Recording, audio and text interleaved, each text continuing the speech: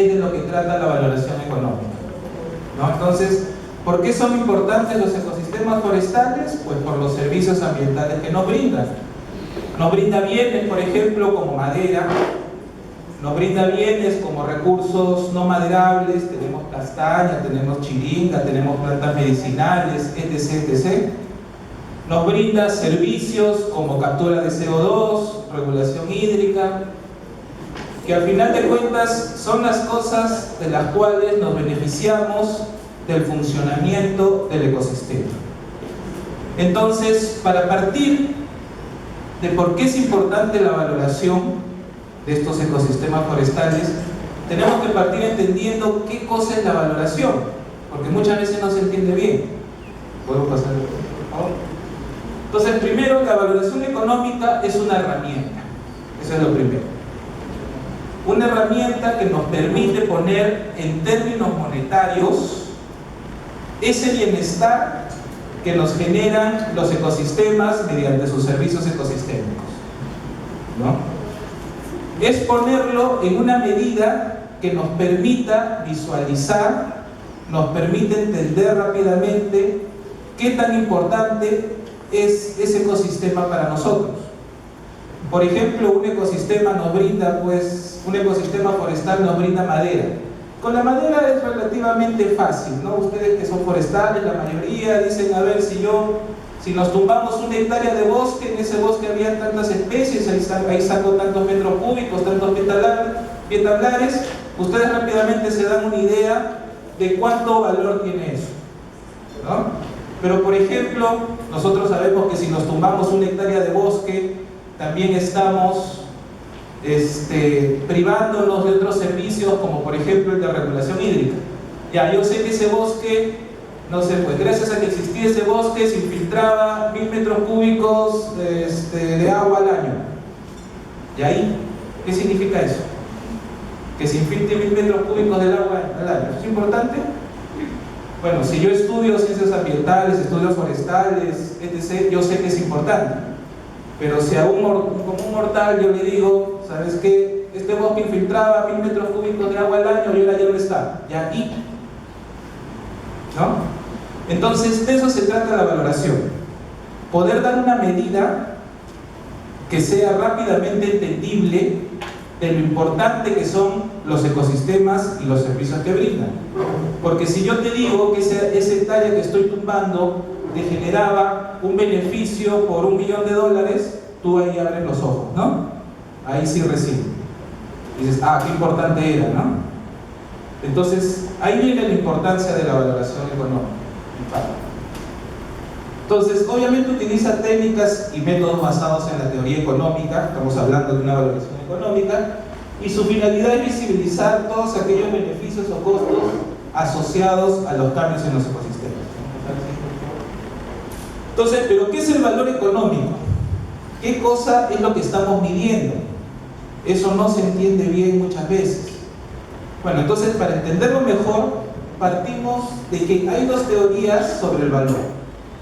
Acuérdense, lo que queremos medir es la importancia del ecosistema forestal y de los servicios que brinda. Pueden haber muchas maneras de medir esa importancia, ¿no? No necesariamente en términos monetarios. Entonces, hay dos teorías del valor. Una teoría objetiva y una teoría subjetiva del valor. La teoría objetiva, en resumidas cuentas, es visualizar la importancia de estos bienes y servicios, pero mediante medidas objetivas. O sea, por ejemplo, si yo te digo, este micrófono vale bastante porque vale más que no sé qué una mota, porque este micrófono pesa, no sé, pues 500 gramos y la mota pesa 400 gramos. Esa es una medida objetiva. Tú estás midiendo la importancia por una medida objetiva, ¿es así? Y bueno, antes en economía se usaban medidas objetivas para medir el valor. Nosotros medíamos para nosotros algo valía más si es que costaba más producirlo. O sea, el valor lo medíamos por los costos de producción, ¿ya? Si producir algo implicaba más costo, eso tenía más valor, ¿ya? Con el paso del tiempo y del avance de la teoría económica, dado que eso no respondía a muchas cosas de las que vamos a hablar, entró en juego, ya con los economistas neoclásicos, la teoría subjetiva del valor, que es la que impera ahora y las cuales las técnicas de valoración que tenemos ahora se basan en ello. ¿En qué se basa la teoría subjetiva del valor? Que algo tiene más valor para nosotros si es que nos genera más bienestar. O sea que el valor ya no está determinado por el esfuerzo o por el costo de producirlo, sino el valor está determinado, el valor de algo está determinado por cuánto bienestar nos genera a nosotros como sociedad. ¿Ya? Y obviamente el bienestar es subjetivo, pues, ¿no? ¿Cuánta alegría me da a mí ver el bosque?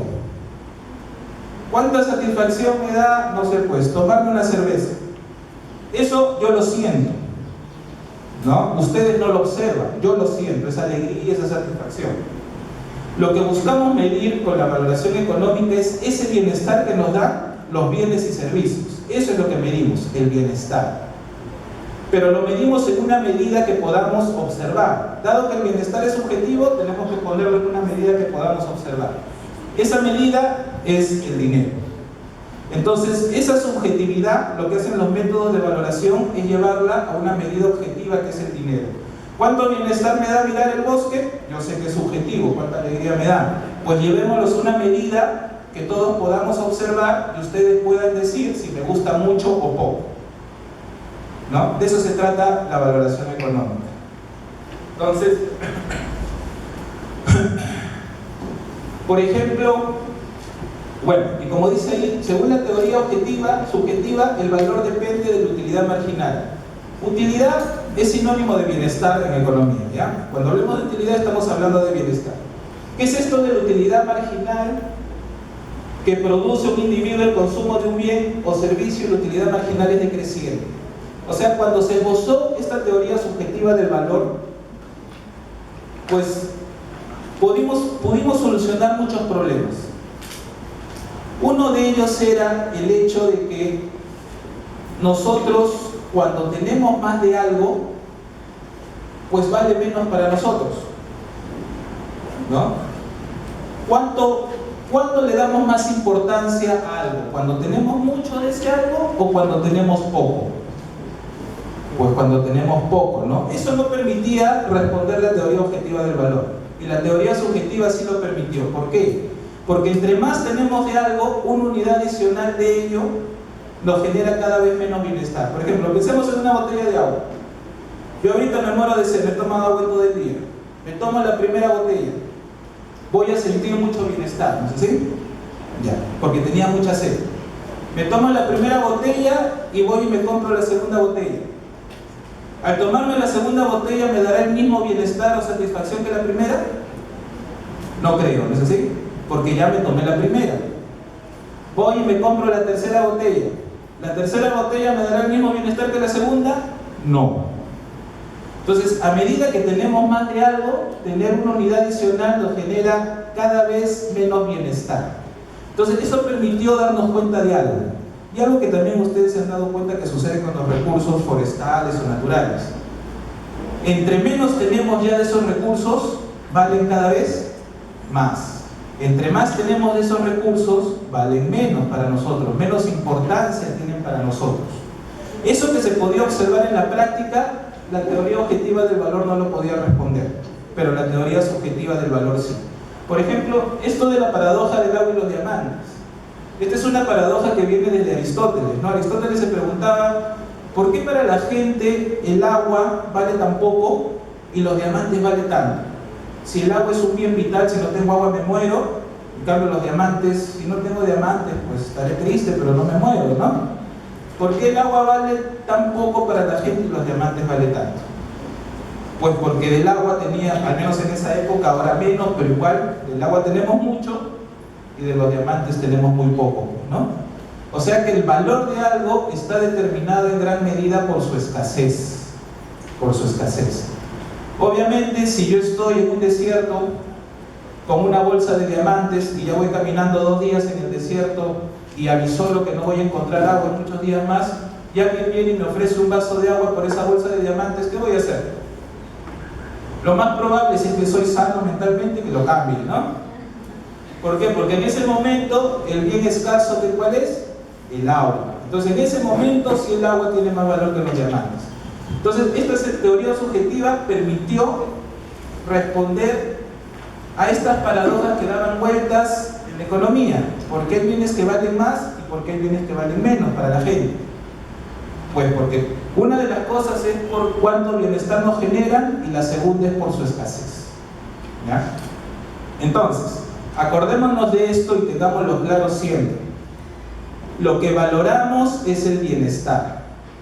Al final de cuentas, el valor económico es una medida de cuánto bienestar me da un bien o servicio. Eso es lo que hallamos con la valoración económica. Cuánto bienestar le genera a la sociedad ese bien o servicio. Si hay un bien o servicio ambiental que no nos sirve para nada o no le genera bienestar a la sociedad, ese bien o servicio no tiene valor. Al menos valor económico. De repente tiene algún valor intrínseco que se lo dio Diosito, no sé. Pero valor económico no tiene. ¿Ok? Entonces, dado esto, dado que el valor económico depende del bienestar que nos genera un bien o servicio, entonces depende de muchas cosas. Depende de nuestras preferencias. ¿No es así? A algunos nos gustarán mucho los animales, a algunos no. Entonces, para algunos tendrá más valor o nos generará más bienestar tener un perrito y a otros no, a otros de repente hasta malestar les genera. Entonces, ¿cuánto importante o cuánto bienestar nos genera un bien o servicio ambiental, un recurso forestal, etc.? Depende de nuestras preferencias. Depende de cuánta información tengamos sobre el producto. ¿No es así? De repente un ecosistema para nosotros no tiene mucha importancia porque no somos forestales y no tenemos la información de qué tan importantes son los procesos que se dan en ese ecosistema. Entonces, una persona que no estudia forestales o ciencias ambientales, ¿no es así? Para ese ecosistema no tiene mucha importancia. Que se lo tumben ya en agricultura, ¿no? ¿Por qué? Porque no, para esas personas no vale mucho porque no tienen información. Y depende de otros factores como la cultura, la religión, etc., ¿no? Por ejemplo, para los musulmanes la carne de cerdo no tiene ningún valor por su religión. Pero para nosotros, sí, ¿no? ¿Quién no va y se come su pan con chicharrón ahí en el chinito, ¿no? Entonces, para nosotros, por nuestra cultura, por nuestra religión, por nuestra crianza, por nuestras costumbres, los bienes valen diferente. Entonces, como lo que estamos midiendo es subjetivo, depende de muchas cosas. Nuestras preferencias, la información que tengamos, nuestra cultura, cómo nos crió nuestra mamá, cómo nos crió nuestro papá. De todo eso depende cómo nos genera bienestar un bien o servicio. ¿Ya? Ahora, ¿cómo lo medimos? ¿Cómo lo medimos? Ahí viene el problema. Estoy diciendo que eso que es subjetivo lo tenemos que llevar a una medida objetiva. Necesitamos alguna forma. En economía usamos lo que se conoce como la disposición a pagar. ¿Cuál es la lógica de la disposición a pagar? Que nosotros estamos dispuestos a pagar por algo el equivalente al bienestar que esperamos obtener. O sea, si yo voy y me compro acá en el kiosco de acá jugo de naranja a 3 soles, creo que está, no me acuerdo. Si yo pago esos 3 soles, es porque espero obtener un bienestar equivalente a esos 3 soles. Si yo sé que voy a obtener un bienestar menor, no voy a pagar esos 3 soles. De eso se trata.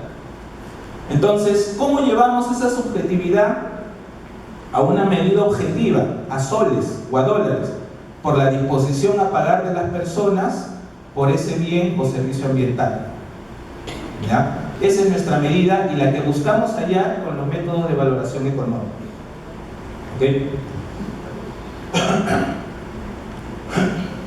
Entonces, tenemos que hacer una diferencia muy importante. Una cosa es el valor. El valor es lo que recibimos, el bienestar que recibimos. Y otra cosa muy distinta es el precio. El precio es lo que pagamos. Siempre confundimos y pensamos que el precio es el valor de las cosas. No. El valor de algo es cuánto bienestar obtenemos. Y el precio es lo que pagamos. Son conceptos distintos. Y lo que hallamos con los métodos de valoración es cuánto bienestar nos dan los recursos forestales, los ecosistemas, los bienes y servicios que nos brindan esos ecosistemas forestales. Entonces, por términos prácticos, nosotros sabemos que un ecosistema o un bien o servicio ambiental generado de repente por un ecosistema forestal nos genera bienestar de muchas maneras. Por ejemplo, pensemos en un árbol, que es el tema que todos ustedes conocen siendo forestales, ¿no? Un árbol, ¿cómo le genera bienestar a la sociedad? ¿De qué manera? Porque le brinda ¿qué cosas? Madera, ¿no? ¿Qué otra cosa? Por ahí escuché sombra. No sé, porque ese árbol también te puede, no sé, de repente hay frutos en ese árbol. De repente porque ese árbol permite que puedan vivir otras especies de animales ahí que también generan bienestar a la sociedad. O sea, un mismo bien o servicio ambiental le genera bienestar a la sociedad de muchas maneras, que pueden ser de forma directa o de forma indirecta. Entonces tenemos que saber reconocer esas formas en las que nos genera bienestar ese ecosistema. Y tenemos una clasificación. Y a eso le llamamos los tipos de valor. Entonces, un bien o servicio ambiental nos puede generar bienestar de forma directa, por su uso directo, o por su uso de forma general, o sea, tiene un valor de uso, pero también nos puede generar bienestar porque no lo usamos, por otras maneras, o sea, también tiene un valor de no uso. Dentro de los valores de uso, tenemos los valores de uso directo y los valores de uso indirecto. ¿Cuál es la lógica? Por ejemplo, la madera. La madera tiene un valor de uso directo para la sociedad, ¿no? ¿Por qué? Porque extraemos la madera y al venderla, al usarla, ahí obtenemos el bienestar. O sea, nos genera bienestar de forma directa. Tiene un valor de uso directo. Por ejemplo, un paisaje. El paisaje de un ecosistema forestal. Vamos y hacemos caminata un bosque. ¿Obtenemos bienestar por ese paisaje? Sí. ¿Qué tipo de valor tiene ese paisaje? Un valor de uso directo también, porque nos estamos beneficiando directamente de ese paisaje. Vamos y obtenemos el bienestar de forma directa. Tiene un valor de uso directo. Pero también los ecosistemas o los servicios ambientales nos generan bienestar de forma indirecta. Por ejemplo, la regulación hídrica. ¿Cómo obtenemos el bienestar, la sociedad, de la regulación hídrica que brindan los bosques? ¿Porque voy y me como la regulación hídrica? No. ¿Cómo obtenemos el bienestar? Porque gracias a esa regulación hídrica tenemos agua para la agricultura. Y al obtener esos productos agrícolas, obtenemos el bienestar. ¿Cómo nos genera el bienestar la regulación hídrica? Porque tenemos agua, digamos, para otras actividades, industria, etc. Y al vender o al consumir esos otros bienes, obtenemos el bienestar. O sea que la regulación hídrica nos está generando bienestar de forma indirecta. No de forma directa, sino porque permite que se realicen actividades que nos generan el bienestar. Igual que la captura de carbono, igual que la polinización de los bosques. Es decir, ¿cómo tenemos el bienestar de la polinización? ¿Porque nos comemos a los insectos? No. Porque gracias a la polinización tenemos productos agrícolas y al obtener esos productos agrícolas obtenemos el bienestar. Pero ahora también obtenemos el bienestar de los bienes y servicios ambientales por su no uso. Por ejemplo, los valores de existencia, ¿no? A veces nos da bienestar saber que algo existe simplemente, que algo existe. Por ejemplo, yo me sentiría muy triste o me daría desbienestar si es que yo sé que desapareció el oso panda. No es una especie que sea del Perú, Japón, no, pero igual. Yo sé que lo más probable es que en la vida tengo un oso panda frente a mí. Juegue con el oso panda, me coma el oso panda, no sé. Yo sé que en la vida va a pasar eso, es muy poco probable. Pero sin embargo, me da bienestar saber que existe. Porque lo veo en YouTube, cómo juega con el oso panda bebé, ¿no? O sea, el saber que lo están cuidando por allá me da bienestar. O sea, tiene un valor de existencia para mí. Entonces, para mí tienen valores de existencia el cóndor, por ejemplo, que es una especie de gallito de las rocas. No sé, y muchas especies que habitan en nuestros ecosistemas forestales. De repente yo nunca disfrute de ellas directamente, pero el hecho de saber que no se han extinto, de que están ahí, me da bienestar.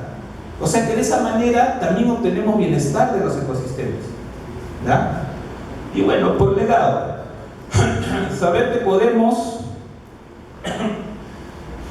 dejarle eso a nuestras generaciones futuras también nos genera bienestar, ¿ya? Bueno, a ver, pasamos un poquito. Bueno, este es el ejemplo que ya les he puesto del árbol. Vamos a pasarlo. Pasemos los ejemplos que ya hemos ido hablando.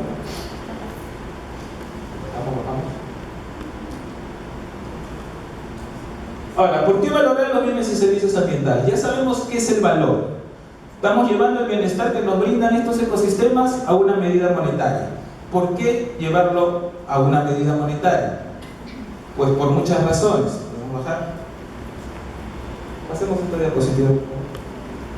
Porque, por ejemplo, aumenta la conciencia ambiental, ¿no? Como les decía, si a mí me dicen, oye, si yo me tumbo este ecosistema vas a tener 1000 metros cúbicos de agua menos al año, por regulación hídrica. ¿Y ahí? ¿No? Pero si yo te digo, oye, ¿sabes qué? Si te tumbas este ecosistema, vas a dejar de percibir en bienestar $1 millón al año. Ahí yo recién me doy cuenta de la magnitud de lo que estoy perdiendo. ¿Por qué? Porque nosotros pensamos, aunque no queramos, en términos de dinero, ¿no? Entonces nos permite mostrar la importancia y aumenta la conciencia ambiental. Si tú sabes que hay algo que genera tanto bienestar, pues si yo soy una entidad pública o que quiere financiar investigaciones, pues ya tengo un sustento para hacerlo, ¿no? Para los análisis costo-beneficio, para los proyectos, por ejemplo, hay muchos proyectos con temática ambiental. Los costos del proyecto son fácilmente calculables o fácilmente medibles. Pero ¿cuánto beneficio me va a generar ese proyecto? ¿Realmente los beneficios que va a generar ese proyecto ameritan que se haga? Bueno, si yo no tengo una medida concreta que la permita comparar con los costos que están en términos monetarios, no voy a poder decidir eso. Entonces necesitamos colocar esos beneficios que nos generan muchos proyectos que son ambientales en una medida que se puedan comparar con los costos. Y para eso nos sirve la valoración. Bueno, planificación y diseños de políticas. Si el Estado quiere gastar en una política, necesita un sustento que le permita decir que debemos gastar en eso. Hay tantas necesidades, necesitamos colegios, puentes, carreteras. ¿Por qué gastar en un área natural protegida? ¿Por qué gastar en cuidar algo del medio ambiente? ¿No? Por los beneficios que nos genera. ¿Necesitamos medir esos beneficios para poder tomar una decisión? Sí, la valoración nos permite hacer eso. Regulación ambiental. Para planificar políticas ambientales. Hay muchas políticas ambientales alrededor del mundo, como impuestos ambientales. Acá tenemos multas, tenemos tasas, compensaciones que no podríamos calcular cuánto deberían ser si es que no conocemos cuál es la magnitud del daño que se está generando. O sea, cuánto daño nos da el haber contaminado, que se haya derramado petróleo en una parte de la selva. Necesitamos el valor de ese daño.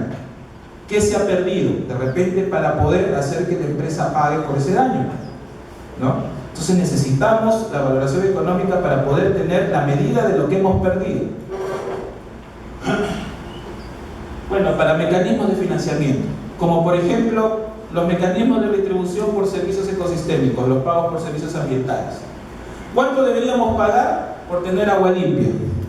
¿Cuánto deberíamos pagar por conservar una cuenca? ¿No? Pues necesitamos una medida de cuánto deberíamos pagar, y por lo menos deberíamos pagar el bienestar que estamos obteniendo. ¿Cómo calculamos ese bienestar?